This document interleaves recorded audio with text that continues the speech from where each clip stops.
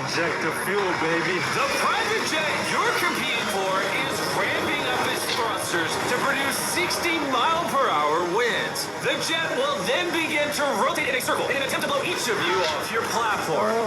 Knock on this floor. We go home. I'm so scared right now. Good luck, everybody! Here it comes.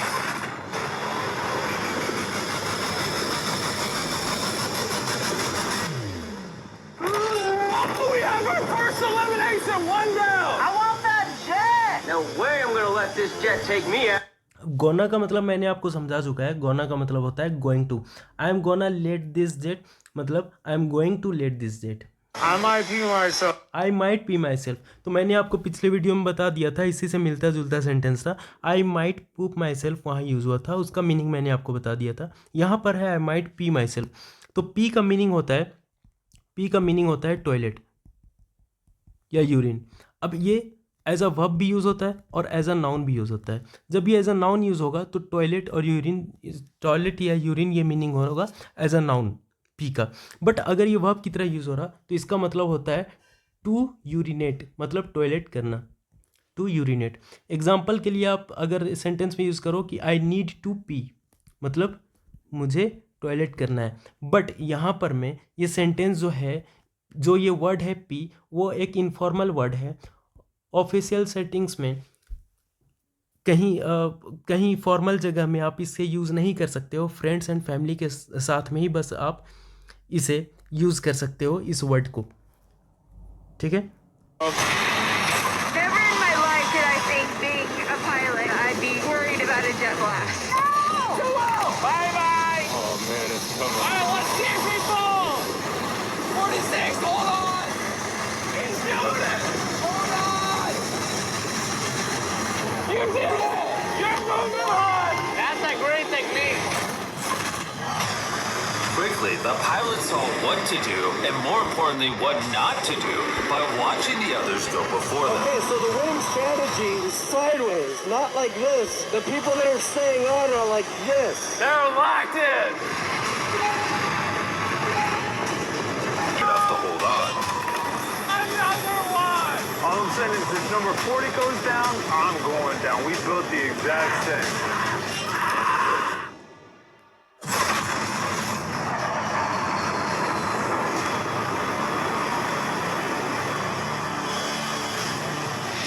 That wasn't nothing to me. I got it. It's actually really ironic because what you're competing for is literally what's eliminating you. तो यहाँ पर एक बहुत ही अच्छा figure of speech जिसको हम irony कहते हैं वो यूज़ हुआ है। कैसे, वो देखना। पहले आयरनी क्या होता है ये समझना। आयरनी क्या होता है कि irony is the use of words, irony is the use of words that mean the opposite of what you really think, मतलब कह कुछ और रहे और मीनिंग जस्ट अपोजिट हो रहा। तो आयरनी का ना 3 टाइप्स होता है और तीनों टाइप्स को हम लोग समझते हैं और आयरनी उसी से क्लियर होगा। आयरनी वर्बल आयरनी होता है, सिचुएशनल आयरनी होता है और ड्रामेटिक आयरनी होता है।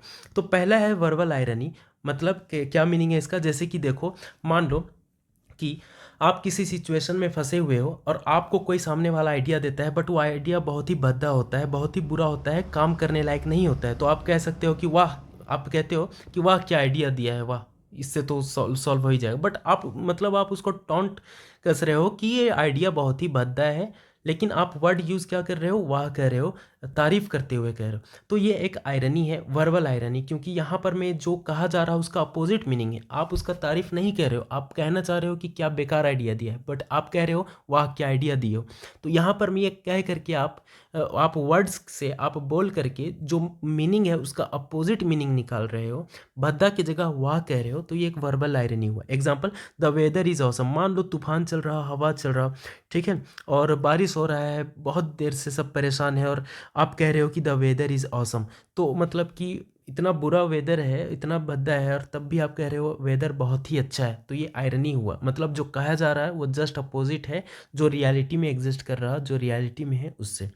Second example, the toppers have arrived. मतलब कि मान लो कि क्लास टीचर है, पढ़ा रहे, और देर से पीछे से जो बैक बेंचर्स है, जो सबसे बदमाश स्टूडेंट्स है क्लास के, वो इंटर करते हैं और टीचर कहते हैं कि द टॉपर्स हैव अराइव्ड, मतलब कि टॉपर्स आ गए हैं, देखो टॉपर्स आ गए हैं। तो ये क्या है, वर्बल आयरनी है। सिचुएशनल आयरनी के एग्जाम्पल देखना कि सिचुएशन से होता है। जैसे the doctor is afraid of knifes, मतलब कि जो डॉक्टर जिसका काम है ऑपरेशन करना, सर्जरी करना, वो खुद नाइफ से डर रहा, वो खुद चाकू से डर रहा, तो the doctor is afraid of knifes. तो ये कोई वर्बल आयरनी नहीं है, क्योंकि यहाँ वर्ड्स यूज़ नहीं हो रहा, यहाँ कहा नहीं जा रहा, यहाँ सिचुएशन ही कुछ अपोजिट है, जस्ट उल्टा है। डॉक्टर को ब्रेव होना चाहिए, डॉक्टर को होना चाहिए नीडर होना चाहिए नाइफ से, बट वही नाइफ से डर रहा, तो the doctor is afraid of knives कह सकते हो। तो यहाँ पर मैं ये सिचुएशनल आयरनी है। Example, the diver drowned in the pond, मतलब कि जो डूबने से बचाता है वही डूब गया, किस में, तालाब में, तो the diver drowned in the pond, तो ये भी क्या है, situational irony. The fire extinguisher caught fire, मतलब कि जो आग बुझाने वाला जो डिवाइस है, जो यंत्र है, वही आग पकड़ लिया, उसी में आग लग गया, तो ये भी एक सिचुएशनल आयरनी के एग्जाम्पल है। ड्रामेटिक आयरनी क्या होता है, ये थोड़ा रेयर यूज़ होता है, ये नॉवेल्स में, फिल्म्स में और प्ले में यूज़ होता है जनरली। और मीनिंग क्या है, वेयर द ऑडियंस और the leader knows more about the outcome of the story than the character in a film, novel और प्ले। एग्जाम्पल के लिए, जैसे कि मान लो कि अमर अकबर एंथोनी मूवी चल रहा, अब वो लोग भेष बदले हुए हैं, डिस्गाइज में है, अपना हुलिया चेंज किए हुए, बट हम लोगों को पता है ना कि कौन अमिताभ बच्चन है, कौन ऋषि कपूर है, ठीक। तो यहाँ पर मैं ये एक ड्रामेटिक आयरनी के एग्जाम्पल हुआ।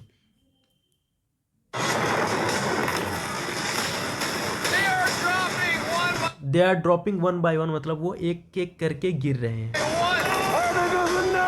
And despite having perfect technique, this pilot, who literally played in the NFL, couldn't stay on. तो यहीं तक क्लिप में हम लोगों को जानना था, और यहाँ कुछ वर्ड्स रह गए हैं, जैसे कि ड्रॉपिंग का मतलब होता है फॉल, गिरना। ये पार्ट मैंने आपको एक्सप्लेन कर दिया, और यहाँ जो कुछ वर्ड्स रह गए हैं वो देख लेते हैं जल्दी से। जैसे कि यहाँ वर्ड्स आए थे अलोंग, अलोंग एक प्रीपोजिशन है, मीनिंग होता है कि किनारे किनारे। Example, they walked along the road, मतलब कि ये रोड है और रोड के किनारे किनारे ऐसे आप चल रहे हो, तो सेंटेंस यूज होगा दे वॉक्ड अलोंग द रोड, ठीक है। और मान लो कि चल नहीं रहे हो, कुछ रखा हुआ है, बट रोड के किनारे में कुछ ऐसे रखा हुआ है, मान लो पेड़ लगाया हुआ है, ट्रीज लगाया हुआ है, तो हम लोग सेंटेंस यूज करेंगे we planted trees along the road, मतलब हम लोग रोड के किनारे किनारे में क्या लगाए, पेड़ लगाए, ट्रीज लगाए। अक्रॉस भी क्या है, प्रीपोजिशन है, for movement that crosses an area or line from one side to the other. तो रोड के जब आप इस पार से उस पार हो जाओगे, तो उसके लिए सेंटेंस होगा, वर्ड यूज होगा across. Example, the car is across the road, ठीक है। तो मान लो आप इस तरफ है और कार इस तरफ है, और आपका दोस्त पूछता है कि गाड़ी कहाँ है, तो आप कह सकते हो गाड़ी रोड के उस पार है, तो इसके लिए सेंटेंस होगा the car is across the road. He ran across the road, अगर कोई बच्चा या कोई पर्सन रोड के इस पार से रोड के इस पार से रोड के उस पार तक ऐसे दौड़ता है, तो उसके लिए सेंटेंस यूज होगा he ran across the road. The plane moved across the finish line, इस वीडियो में प्लेन जो है वो फिनिश लाइन के इस पार से उस पार तक जा रहा है, इसलिए वहाँ पर मैं यूज़ हुआ है the plane moved across the finish line. तो एक चीज़ रह गया था यहाँ पर, मैं आप वीडियो में देख सकते हो हियर इट कम्स एक सेंटेंस यूज़ हुआ है, तो उससे मुझे ये एक चीज़ इंपॉर्टेंट लगा बताने के लिए। जैसे कि मान लो हियर वी गो है सेंटेंस, तो हियर यू गो या here you are, there you go या देयर यू आर, इनका क्या मीनिंग होता है ना, इनका इतना सारा मीनिंग होता है। जैसे कि मान लो कि आपको कोई मांगा, आपको कोई बोला कि वो डब्बा इस तरफ दो, पास करो, आप उस डब्बे को इस इंसान को देते हो और कहते हो ये लो, तो उसके लिए यूज़ होगा ये लो के लिए हियर यू गो या हियर यू आर। डिफरेंस ये है कि अगर आपको फॉर्मल होना है तो आप कहोगे हियर यू आर, बट अगर आप दे रहे हो जिसको, उससे आपको फॉर्मल नहीं होना है, वो आपका फ्रेंड है, तो आप कह सकते हो हियर यू गो, ठीक है। उसी तरह से देयर यू आर या देयर यू गो ये भी यूज़ हो सकता है। अगर मान लो कि ओ तुम आ गए, ये मीनिंग है। मान लो कि आप किसी का इंतज़ार कर रहे थे और वो अचानक से आ गया, तो आप कह सकते हो देयर यू आर या देयर यू गो या हियर यू आर या हियर यू गो, ठीक है। अगर मान लो कि आप कोई चीज़ ढूंढ रहे थे, आप बहुत देर से ढूंढ रहे थे और आपको मिल नहीं रहा था, और अचानक ढूंढते ढूंढते वो चीज़ आपको मिल गया, तो उसके लिए भी आप कह सकते हो कि ये रहा, कहने के लिए आप कह सकते हो कि here it is, here it is या there it is, there it is. उसके बाद अगर आपको ये कहना हो, किसी को शाबाशी देना हो, जैसे कि मान लो कि आपका कोई भाई था और वो अब तक फेल हो रहा था, बट अचानक से वो बहुत अच्छा रिजल्ट कर गया, और आपको कहना हो कि ये हुई ना बात, तो आप कह सकते हो देयर यू आर या देयर यू गो, ठीक है। तो आज के लिए इतना ही, मिलते हैं अगले वीडियो में कुछ ऐसे ही इंटरेस्टिंग वीडियो के साथ में, और उनके सबटाइटल्स की मदद से कुछ इसी तरह से हम लोग इंग्लिश को एक नए तरीके से समझेंगे। तब तक के लिए टेक केयर।